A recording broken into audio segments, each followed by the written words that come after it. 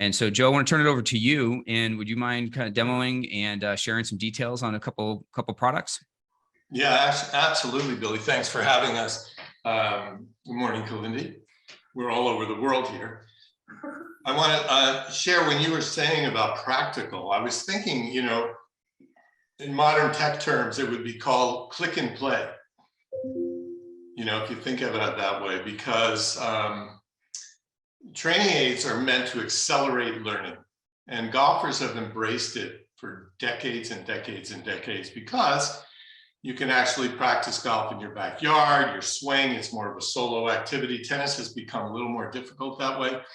And the aids that we have, generally speaking, you can do on your own. We have home practice products. There are walls on the sides of schools, after school, of course, that you can slide over to and hit tennis balls against, or pickleballs for that matter.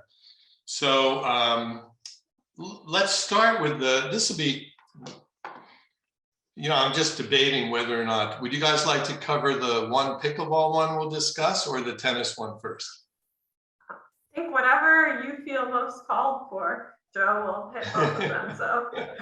All right, well, let's do tennis first, pickleball second, and next time we'll try to remember to do pickleball first and tennis second. This is called the Cirque Right racket, and you can see it says SR. It coincidentally has one of our whistling, it's called a Whistler vibration absorber. So it's meant to enhance, I don't know if you can hear that, but it's a whistle that as you're swinging looser and faster, the device whistles. If you're slow, you don't hear it.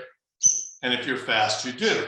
So the idea of swinging fast is not necessarily an advanced concept, because it ties into being relaxed.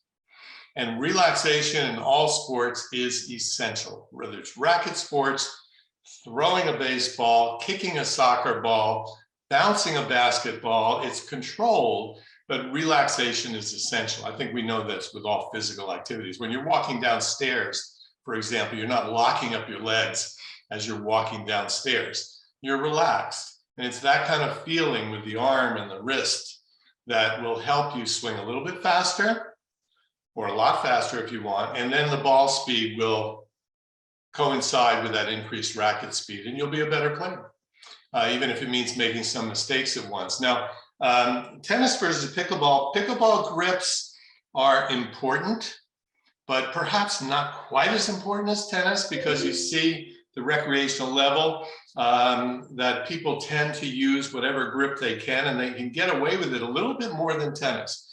But there is one common grip to both sports that is essential to learn. The difference between pickleball and tennis is, with pickleball, you can get away with just this one grip, which is called the continental grip, which is molded into this handle. And I was thinking about this last night, you know, who is it applicable for? Because we put this on a 23-inch racket, which is a junior tennis racket. So it's somewhere in between the size of a regular tennis racket and a pickleball paddle.